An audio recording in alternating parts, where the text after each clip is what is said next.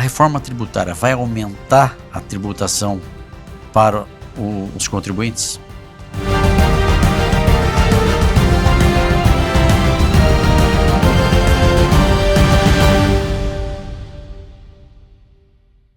Olá, estamos iniciando mais um episódio do Pode Contar, o podcast do Desenvolve Vale.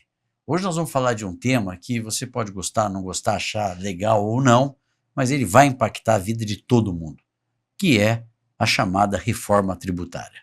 Quantas coisas se escutam falar desse tema, né, que impacto isso vai ter para as pequenas, médias, grandes empresas e como que a nossa sociedade deve lidar com um tema tão importante, burocrático, talvez com aumento de impostos, né, é a expectativa, mas isso não tem o que se fazer, e assim está sendo aprovada. Vamos conversar com uma grande especialista aqui, doutora Renata Galvão, que é sócia do escritório Simões Pires, tem ampla experiência, né, Renata? Pós-graduada em Direito Tributário. Vou deixar ela falar a trajetória profissional dela, que é bem legal.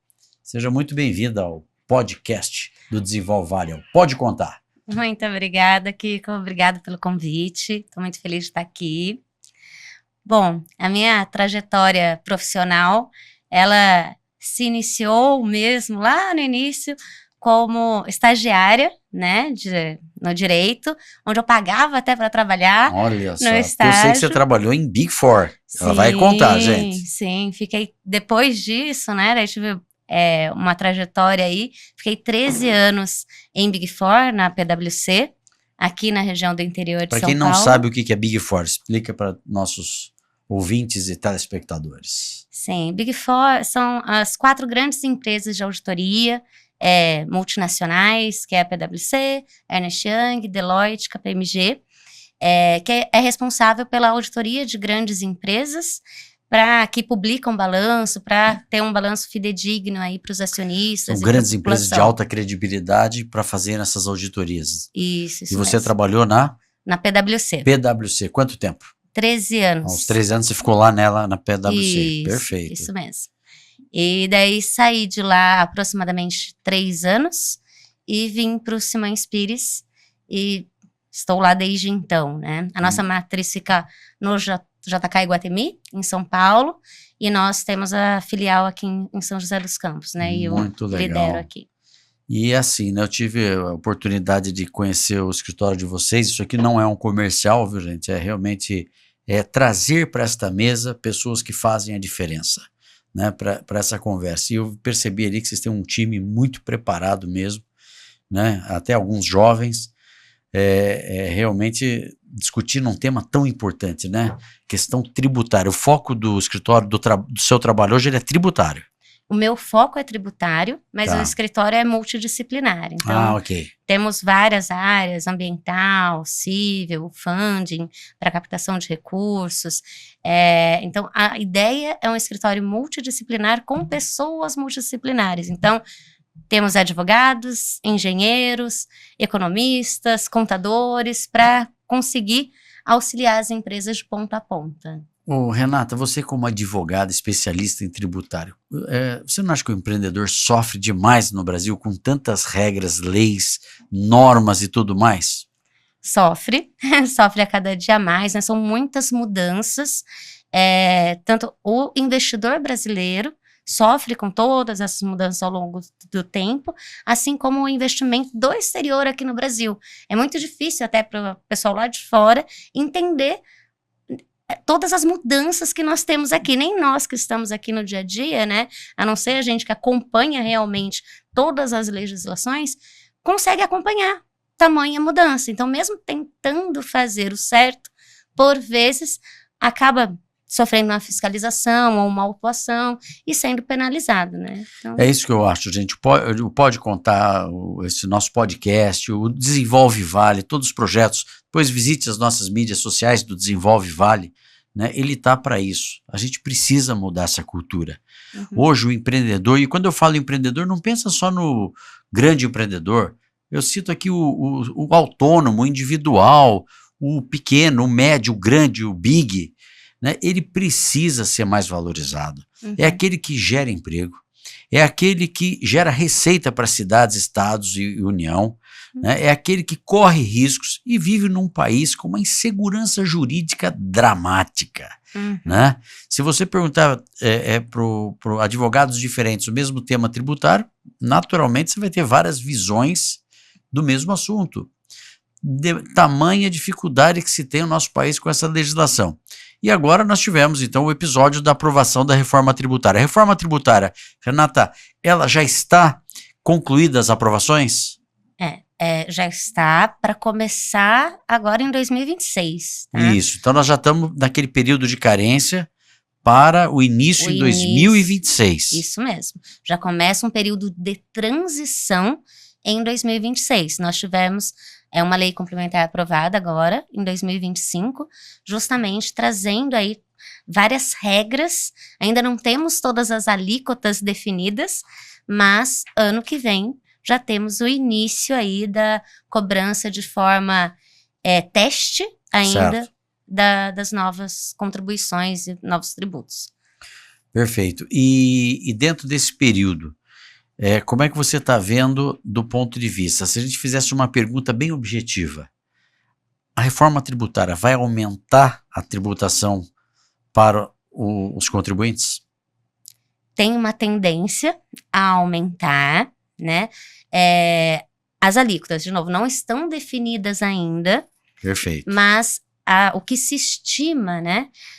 Hoje nós temos alguns tributos, vai ter uma simplificação a princípio, lá em 2033, quando a gente realmente tem a transição completa da reforma. Mas quer dizer que a transição ela vai acontecer de 2026 a 2033? Exatamente. Isso porque vocês estão imaginando que a coisa foi simples, né? Mas por que conseguiram fazer uma coisa tão complexa assim, né? A gente fica indignado, gente. Vocês desculpem, eu também sou contribuinte, mas temos amigos deputados, muitos que nós não conhecemos.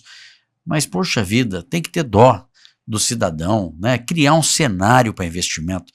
É impossível a gente ver tanta burocracia nesse país. E quando você pensa que estão fazendo um movimento para melhorar, piora. Quer dizer que a transição para a reforma tributária ser completamente implementada, ela vai de 2026 a 2033. Isso. E daí isso é uma preocupação para os contribuintes, porque durante esse período, ao invés de uma simplificação dos tributos, na verdade, criam-se outros tributos, porque vão ficar os já existentes, mais os 3 novos criados.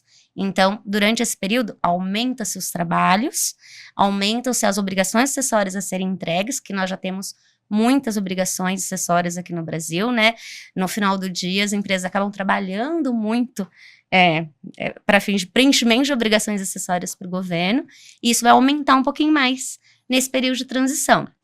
Mas aí, os 3 impostos novos criados, que é o IVA, né? Na verdade, hoje nós CBS, temos isso. Hoje nós temos PIS e COFINS, isso. Que é o tributo que incide sobre a receita, sobre o faturamento das empresas. Perfeito. PIS e COFINS vai virar o CBS. CBS. Que é a contribuição sobre bens e serviços. Temos também o ICMS e o ISS. Então, CBS é federal, que é como é o PIS e COFINS. Perfeito. ICMS e ISS, o primeiro, que é o ICMS, é o imposto estadual, imposto sobre circulação de mercadorias e serviços, e o ISS é o imposto sobre serviços, que é municipal. Perfeito. Isso se junta para fins do IBS, que é o imposto sobre bens e serviços. Tá, então o CBS concentra os impostos federais. Isso. E o IBS os impostos que estão o estadual e o municipal. Isso mesmo. E da forma que foi pensado, acaba essa guerra fiscal que existe entre os estados? É o objetivo. É o objetivo. Você vai em Extrema hoje lá, não tem mais onde pôr empresa, né? Então, mas os estados tendem a ter um impacto com relação a isso. Tem um comitê gestor que está sendo criado para fazer a repartição de todos esses tributos que serão recolhidos e fazer a repartição para os estados. Contudo, por exemplo, Extrema, que você comentou, existem benefícios fiscais que são concedidos lá. E isso é o grande atrativo para as empresas irem para lá. Sim. Mas elas vão perder esses benefícios? Sim.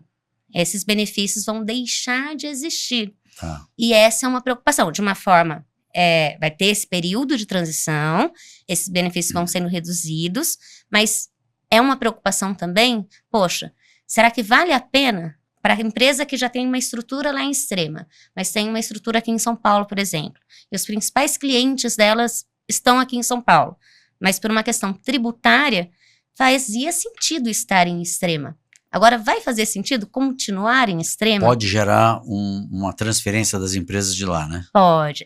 E assim, a gente já vê Esse movimento. Notícias na mídia de grandes bancos investindo em lotes, em questões imobiliárias, né? Porque tende a ter uma transição para São Paulo.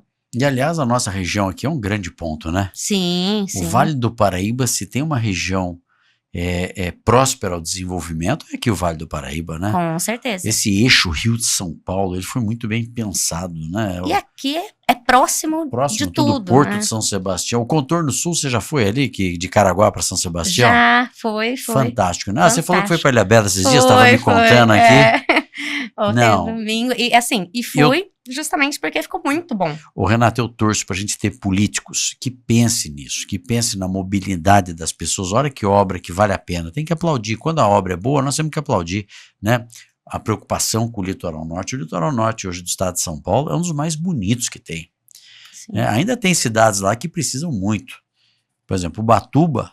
Eu vou em Ubatuba tem 50 anos. Mas é a mesma entrada, gente. Infelizmente, você não vê nenhum asfalto novo, você não vê nenhuma preocupação de melhorar um visual. Uma cidade em que o turista chega para pagar um valor importante ali para o desenvolvimento da região, para a geração daquela região toda. Então, assim, infelizmente, isso é um pouco da falta de pessoas qualificadas para cargos importantes, porque o nosso litoral é lindo. Então, quando você vê, quando o Estado ele faz a parte dele, e aqui, essa ligação de Caraguatatuba a São Sebastião, que foi inaugurada em novembro de 2024, quer dizer, mudou, com certeza vai melhorar a valorização ali, o acesso das pessoas, novos empreendimentos acabam se deslocando para lá, então tudo isso é muito importante, né? E a gente falava da aplicação dos impostos. Mas, enfim, voltando ao nosso tema. Então, essa questão, pelo menos essa questão de competição desleal por incentivos excessivos em algumas regiões, tende agora a buscar um equilíbrio. Sim, essa é a tendência, a expectativa, e que daí essa repartição dos tributos que seja feita consiga se investir realmente em infraestruturas e atratividade, pensando no mercado mesmo, ali nas regiões, e não exclusivamente tributários. Tributários. Né? Que preocupação, quem está nos ouvindo, as pessoas, as empresas devem ter a partir de agora com essa transição. Colocar toda a responsabilidade em cima dos contadores, né? Que eu não sei não se eles já estão tão conhecedores, habilitados, né? Porque é tanta mudança, não é nem culpa deles isso aí. A gente está vendo os esforços aí dos escritórios de contabilidades, mas o cidadão, ele tem que correr atrás de discussões, de alguma análise novamente da sua empresa, ou é suficiente que ele deixe na mão do contador dele? Não é suficiente deixar na mão do presta contador. Atenção. Sim, porque é o momento que nós estamos agora de preparação. O tributário, a parte contábil, eles estão ali no centro, porque é uma reforma tributária, mas isso vai impactar a sua área logística, vai impactar a sua área de contratos, tem que avaliar como estão fechados esses contratos com seus fornecedores, com seus clientes, se é líquido, se é bruto, qual que será o impacto no todo. Então, no RH, no TI, desenvolvimento de aprimoramento dos seus sistemas operacionais da empresa. Então, hoje, a gente tem que parar, olhar para a nossa estrutura e desenhar qual que será esse potencial impacto. Mas isso pode mudar até o enquadramento dela. Então hoje a pessoa, porque você pode estar enquadrado como lucro presumido, lucro real, lucro arbitrado, né? São os 3 tipos de... Usualmente lucro presumido, lucro real ou simples nacional. Simples nacional, isso. Isso. Tem o arbitrado também, mas usualmente o que se escolhe, né, seriam o simples, o presumido e o real. E o que acontece, né? Com a reforma tributária, pode ser que as empresas tenham que reavaliar o sistema que eles estão adotando hoje, o regime de tributação que eles estão adotando hoje. Porque as empresas que são obrigadas ali ao lucro real, estão no lucro real hoje, se elas têm um fornecedor que estão no simples ou que está no lucro presumido, eles têm uma tributação reduzida, alíquotas inferiores de tributos, né? Mas quem está no lucro real e está comprando as mercadorias, está adquirindo os serviços, o custo da empresa para fins de lucro real é menor no final do dia, porque ela paga um valor para esses fornecedores que estão no simples ou no presumido, só que no final do dia elas tomam um crédito de um valor maior. Então, o custo dela é reduzido. Só que com a reforma, isso não vai existir mais. Porque com a reforma... O que ela teria que fazer nesse caso? Então, é que com a reforma você só pode tomar o crédito do que você efetivamente pagar. Então, esses fornecedores, por exemplo, terão que avaliar, vale a pena eu continuar nesse regime? Perfeito. Quem está no Simples Nacional, por exemplo, vai ter a opção de adotar o critério de débitos e créditos aí, porque daí acaba não influenciando tanto para as outras empresas que irão adquirir, para os clientes que estão ali, por exemplo, no lucro real. Mas isso traz uma complexidade para uma empresa do Simples Nacional. Então a pessoa tem que já fazer uma revisão a partir daí já, né? Sim. Perfeito. Precisa reavaliar o regime que eles estão e, na verdade, talvez até os próprios clientes devam buscar, né? Perfeito. Que nós temos visto muito as maiores empresas se preparando e, assim, muita gente se preparando agora, gente iniciando a preparação agora. Ô, Renata, pela experiência que você tem, né, que é o escritório Simões Pires e toda a sua estrutura lá, nesse momento, 2025, primeiro semestre, que tipo de conversa que os empreendedores devem iniciar a partir de agora? É com o seu jurídico, é com o seu contador, é uma análise mais jurídica ou de contabilidade? Ou os dois? São as duas. São as duas. E não só as duas. Realmente, o que a gente tem discutido é de trazer, criar um grupo dentro da empresa, de cada área, para poder discutir os impactos, porque realmente o impacto não será só no jurídico a avaliação dos contratos, não será só na contabilidade, não será só no fiscal, mas é na logística, por exemplo, por exemplo, que a gente comentou ali de Extrema, no RH também, de contratações de, às vezes, novos profissionais durante esse período de transição, porque vai aumentar muito a carga de trabalho, eventualmente até fechamento de algumas empresas que estão domiciliadas em outros lugares que pode não fazer sentido, equipe de TI. Então, realmente, é buscar trazer um profissional de cada segmento, os segmentos que a gente vê. E já fazer essa análise. E já começar a fazer essa análise. É uma estimativa ainda? Porque nós não temos as alíquotas, efetivamente, né? Quer dizer, mas aprovou uma reforma tributária sem que houvessem as definições de alíquota. Isso não é um risco muito grande para alguns setores? Sim, porque, de novo, nós não vamos conseguir chegar num número no fino. Nossa, realmente, se eu fizer isso, meu efeito vai ser esse. Eu não tenho ainda isso. Alíquota. Né? Para poder calcular. A gente consegue estimar. E a gente percebe que hoje o Departamento da Receita, né, ela está realmente buscando os mecanismos mais inteligentes possíveis para buscar a arrecadação que ela entende que tenha que ocorrer. E uma vez os contribuintes não estão preparados para esse alinhamento, pode gerar uma série de problemas para as empresas, como multas e tudo mais, né? Com certeza, com certeza. E nós vemos um movimento arrecadatório no fisco recentemente, né? Porque o governo, infelizmente, quando se fala em arrecadação, a gente só vê que o governo aumenta as despesas. A gente aqui não tem nenhuma intenção política na nossa fala. Estou falando como cidadão, né? Você não percebe que existe uma preocupação de economia, né? Você vê, são ministérios criados, discursos populistas, né? Programas populistas, alguns bastante necessários, mas sempre deixando de lado quando se fala numa reforma administrativa. Parece que o governo tem dificuldade mesmo de falar, precisamos cortar gastos. O que você faz na sua casa quando você está no cheque especial, quando você está gastando mais do que você arrecada? Você vai tentar economizar, né? E um outro ponto, mas isso é difícil, isso é cultural. Eu espero um dia ver em vida que o empreendedor vai ser valorizado. porque hoje ele é penalizado. Né? Se você faturar tanto, você vai pagar mais imposto. Ah, mas porque o rico tem que pagar mais imposto. Não estou aqui defendendo rico nem pobre. Gente, nós temos que estimular o indivíduo a ser um empreendedor. É ele que vai conviver com todos os desafios que um empreendedor convive. Então o governo tem que apoiar, né?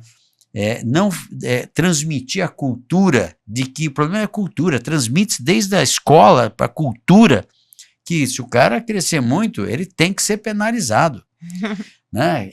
Vai pagar mais imposto, isso ao invés de ser incentivado a crescer.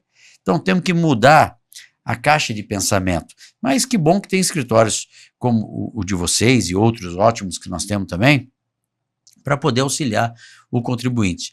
Hoje, as empresas, não sei se existe alguma estatística do modelo que está, o nível de adimplência, quer dizer, as empresas estão pagando em dia os seus impostos? De um modo geral, tem algum estudo disso? Olha, estudo com números, eu não consigo te trazer isso agora, mas o que eu vejo de experiência com clientes, discussões no mercado, não todas, e a gente tem muitas discussões jurídicas, muitas discussões. A ideia com a reforma é diminuir um pouco essas discussões, contudo, a gente já tem outras surgindo por conta da reforma, né? Mas hoje nós vemos muitas empresas tentando negociações dos tributos, né? A gente tem algumas hipóteses de transação, que são negociações que o governo abriu para com as empresas. Esse foi um... Esse é um ponto bom para a gente falar aqui. Aquela pessoa que já está lá vivendo uma situação difícil, que está com dívidas tributárias, seja ela federal, municipal ou estadual, existe alguma orientação que a gente possa dar especificamente para esse público aqui, de algo positivo que ele possa buscar uma negociação? Sim. E que caminho ele deva fazer? Sim, o fisco, tanto estadual quanto a Receita Federal, eles têm tentado um canal mais aberto de negociação com os contribuintes para fins dessas dívidas, os valores que estão em aberto. Então, existe a possibilidade de apresentação de propostas para uma negociação. Você tem uma legislação que fala quais são os critérios máximos que você pode pedir de descontos, de utilização de outras moedas para pagamento que não o dinheiro em si. Você apresenta essa proposta, tanto para o Estado quanto para o governo federal, dependendo do tributo, e tem-se uma negociação para chegar no denominador comum. É lógico que não vi nenhuma proposta ser apresentada e ser aceita da forma que foi apresentada. Claro, mas já é uma base de início, né? Exato, mas foi uma porta aberta para uma negociação do fisco com o contribuinte, que eu acho bacana e que tem dado muito certo. Nós vemos várias publicações, inclusive na mídia, de grandes empresas que fizeram esses tipos de transações. Mas não é só para grandes empresas. Agora, qual que é o também. caminho das pedras? Porque quando você fala de uma empresa grande, ela tem lá seu departamento jurídico, seja terceirizado ou próprio, e sabe chegar nessa linha de conversa. O cidadão que tem uma empresa menor, ele tem que contratar um advogado, ele pode ir na Receita Federal direto e negociar a dívida dele. Qual que é o caminho que ele deva percorrer? O caminho é tudo sistemas atualmente. Tudo sistemas. Tudo eletrônico, mas seja o pequeno empreendedor ou o grande, eles têm acesso ao ECAC, que é o sistema ali da Receita Federal, e ao Regularize, que é aquele da PGFN. E ali eles conseguem apresentar a proposta.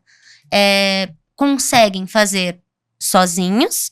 O ponto de ter alguém assessorando é para auxiliar em quais são os limites que eles conseguem ir na negociação, quais são os tipos de dívidas que podem entrar, não são todas em todos os casos. Então, para isso, é legal ter um profissional assessorando, mas eles conseguiriam entrar no ECAC, Regularize e apresentar. Uma empresa que chega a falir, Deus me livre, né? Mas acontece, às vezes não é culpa do empreendedor. Quantos têm sucesso hoje, mas tiveram problema lá no passado, né? Enfim, tem outros fatores.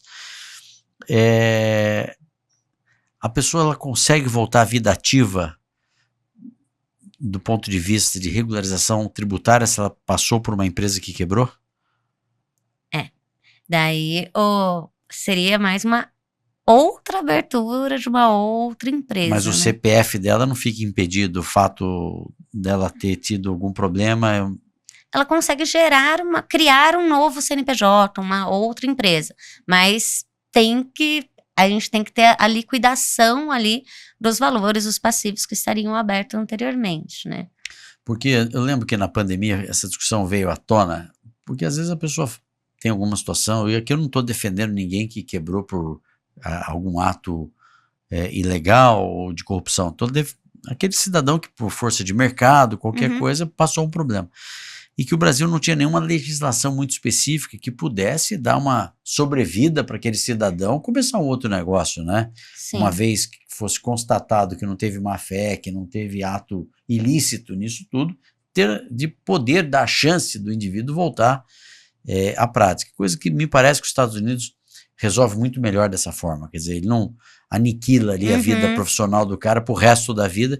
Então, assim, a gente precisa debater esses temas, Renata, que hoje essa conversa está sendo muito boa, porque eu sei que os empreendedores não têm nem paciência de falar de reforma tributária. É muito comum, ele terceiriza para o contador dele, independente do tamanho, né? Ele fala, conversei com o meu contador, ele falou que é isso. Não vou entrar muito no mérito não dos detalhes, mas é isso, né?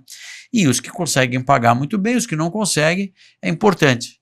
Nós estamos conversando hoje aqui com a Renata Galvão, doutora Renata Galvão, advogada do escritório Simões Pires, trazendo aqui também, além da reforma tributária, uma perspectiva de que os órgãos do Estado e da União existem hoje mecanismos de negociação de dívida bastante atrativa, né? Sim, sim. Então, não perca tempo se você estiver nessa condição. Agora, aquele cidadão que é bem pequenininho, tipo individual, alguma coisa, ele vai ter esses acessos?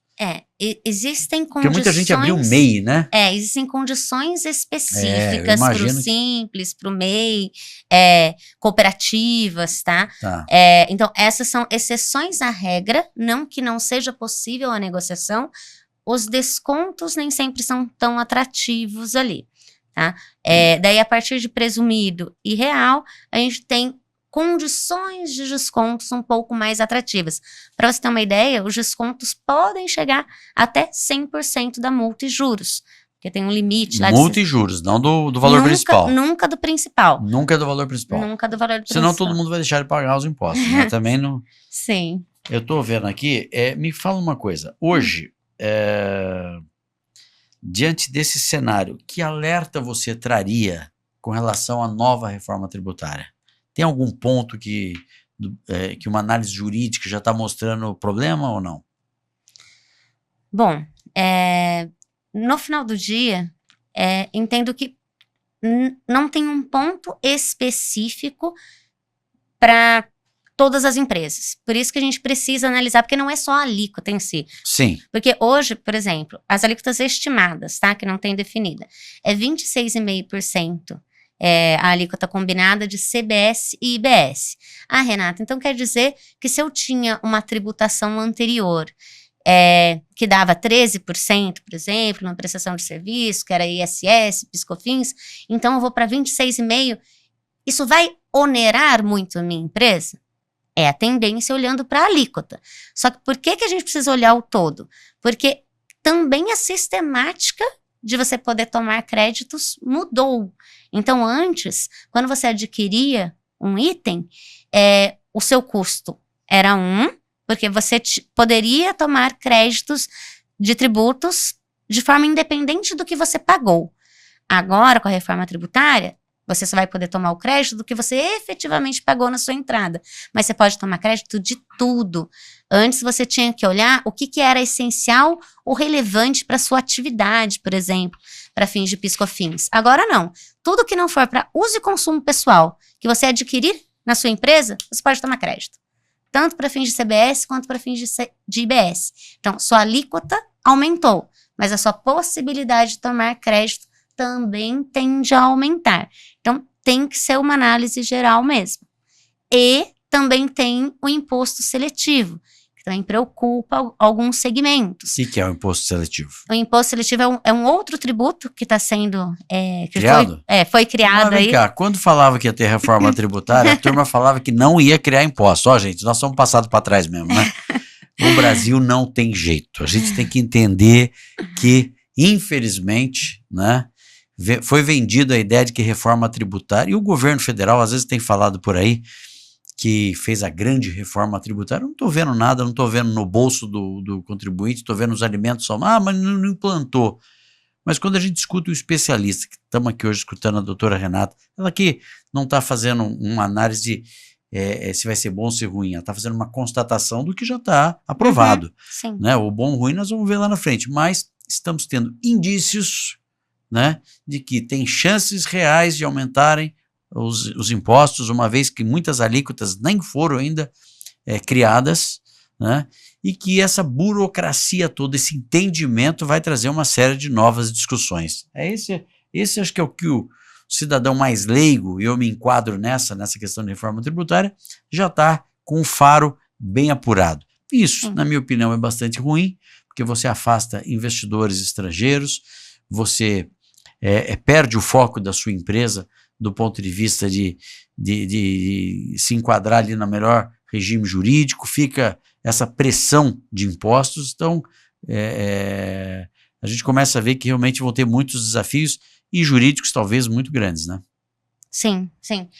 Com certeza, teremos muitos desafios, principalmente, no meu ponto de vista, nesse período de transição mesmo. Depois da transição, pelo menos vamos ficar com 3 tributos, né?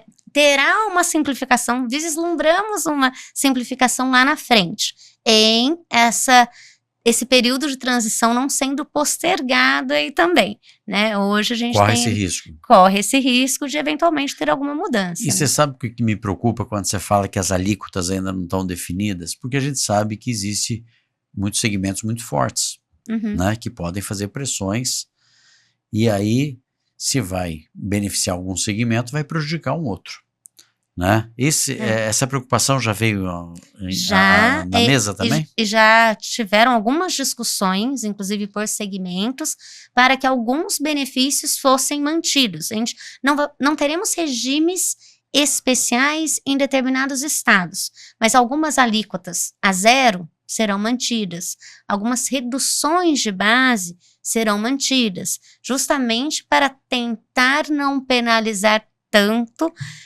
alguns segmentos que usualmente eram beneficiados, mas ainda assim teremos impactos.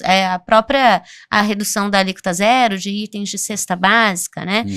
Os itens da cesta básica também tiveram algumas alterações, então são algumas discussões que a gente veio enfrentando ao longo aí do tempo dessa discussão da reforma até a aprovação dessa lei complementar que teve agora e da emenda constitucional no ano passado. Mas temos outras legislações ainda a surgir. Isso, tá? De item de cesta básica, item 0, me parece bem politizado, assim, essas questões, né? Eu acho que vamos torcer para dar certo, acho que é importante abaixar os alimentos. A gente está vendo aí que realmente as contas em supermercados, de um modo que a gente sente, né? Tá todo mundo aí buscando essa inflação que é divulgada, só para efeito oficial de governo, a gente não consegue. Você vê que o Banco Central achava-se que era o problema do outro presidente do Banco Central, e agora a alíquota já se fala em Selic de 15%, né? Estamos convivendo com uma inflação. Então, o momento é difícil. E acaba que o setor privado, ele tem que caminhar sozinho, porque a gente não consegue esperar. Esse espaço, gente, o Pode Contar, podcast, o Desenvolve Vale, né? Visite as nossas mídias sociais, ele está para isso, para tentar de alguma forma mostrar a importância que tem o empreendedor, né? Aquele que nós já falamos aqui, que gera emprego, que trabalha, apoiar iniciativas de desenvolvimento, porque a nossa cultura brasileira, ela ainda pune esse tipo de situação. E eu espero que a reforma tributária seja aí bem sucedida, né? Nós sabemos que temos que torcer pelo nosso país. Não entendi por que de um período de transição tão grande.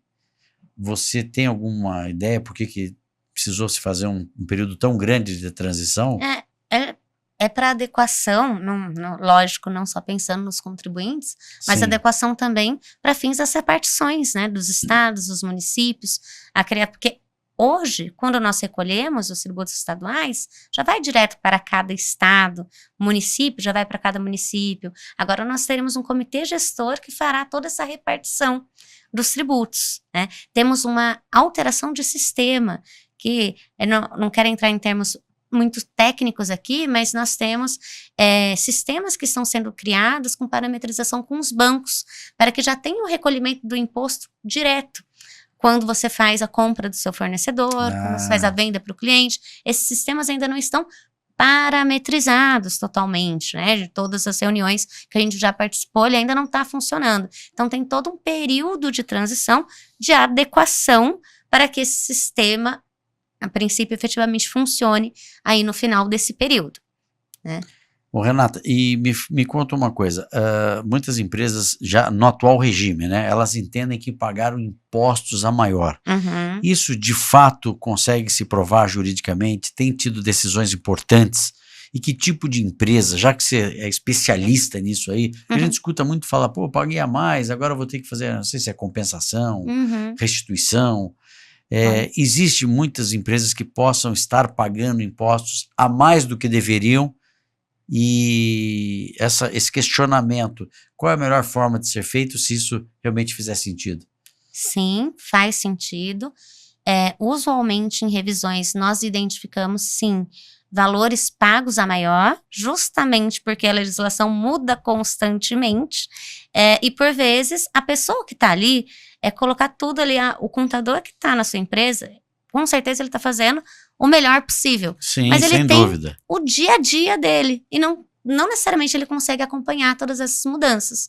Então, por muitas vezes, empresas acabam deixando dinheiros ali na mesa, que acabaram pagando a mais, e cabe uma revisão das apurações que foram realizadas nos últimos 5 anos, para poder resgatar esses valores. E o que a gente costuma orientar, isso a gente tem discutido muito nesse contexto da reforma. Em 2027, a transição começa em 2026. 2 tributos já acabam em 2027, que é o PIS/COFINS. Termina. Termina. Vai chamar já CBS? Então, CBS, já muda de nome. Isso é janeiro mesmo? Já tem data certa? Janeiro. Dezembro de 26 acabou, janeiro de 27 começa integralmente CBS. E o que nós temos discutido bastante com os contribuintes é correr atrás dessa parcela, por exemplo, de PIS/COFINS, que nós temos ainda, né, até o final de 2026, para recuperar eventuais valores pagos a maior. Eu já ouvi falar muito empresário falar o seguinte, eu não vou nada mexer com receita, que depois eles vão vir fazer uma auditoria na minha empresa e vai que acha, tem essa possibilidade? Existe esse mito, né? Não, é que sempre tem essa possibilidade. Você pode não fazer nada e lógico, pode vir alguém. Porque já é um país difícil, todo mundo quer cumprir a regra, né? Sim, todo mundo sim. quer pagar os impostos. Eu acho que é muito, por mais que a gente reclame, que acha que é muito, né? Porque o Brasil entrega muito pouco para o cidadão hoje. Ele não tem segurança, ele não tem mobilidade, saúde, ele depende de pagar um plano. Então, a presença do Estado no empreendedor hoje, ela é muito pequena, porque ele também tem que dar conta de uma demanda aí que hoje existe grande, né, de pessoas que precisam mais, e é justo que essas pessoas sejam atendidas também. Mas aquela conexão, questionou a receita, vai para a malha fina, ela existe ou é mito isso? É mito. É mito. É Viu, mito. gente? Se você acha que tem um recurso a mais na receita, vá buscar. Sim, sim. E a gente não pode ter receio de Questionar. buscar os nossos direitos. Lógico, no também final acho. do dia. Entendeu? Porque a Receita ela pode vir e te questionar A qualquer momento. E é momento. legítimo isso. Existe uma Sim. legislação, a pessoa tem que estar. Sim. E, assim, buscar os seus direitos, acho que não é nada mais do que justo, né? Para você pagar o que é devido efetivamente. Mas para a pessoa questionar um eventual pagamento a maior que ela tenha feito, Uhum. tem que ser empresa de média para cima ou não? Não necessariamente. Não. Qualquer Pode ser tamanho. uma pequena empresa. Pode ser uma pequena empresa para poder reavaliar, revisar e ver se eu tive uma tributação a mais. E às vezes nem é crédito, eventualmente, que você deixou de tomar, mas a sua apuração do seu imposto, a sua base, às vezes está maior do que ela deveria. E Aí você poderia questionar a isso gente aí. poderia questionar, e nem sempre é questionar, é pedir administrativamente. Agora, a Receita ela não devolve o recurso, né? Ela vai compensar. Depende. Tem recursos que são restituídos, você recebe em dinheiro, efetivamente na sua conta. Maravilha, hein? Mas existe, principalmente os federais ali, né? Não existe um prazo exatamente para a Receita Federal te pagar. Perfeito. Mas existe um prazo jurídico que é de 1 ano para a Receita Federal avaliar. Agora, uma coisa que eu acho que está sendo importante também, as pessoas estão se organizando mais, porque todo mundo está vendo que a tecnologia está aí, né? A eficiência desse, eu já li que parece que a nossa Receita Federal, ela tem um dos mais eficientes sistemas de identificação de problemas das prestações e tudo mais aí dos contribuintes, né? Você acha que a tecnologia está fazendo com que as pessoas também se organizem melhor? Uma preocupação maior?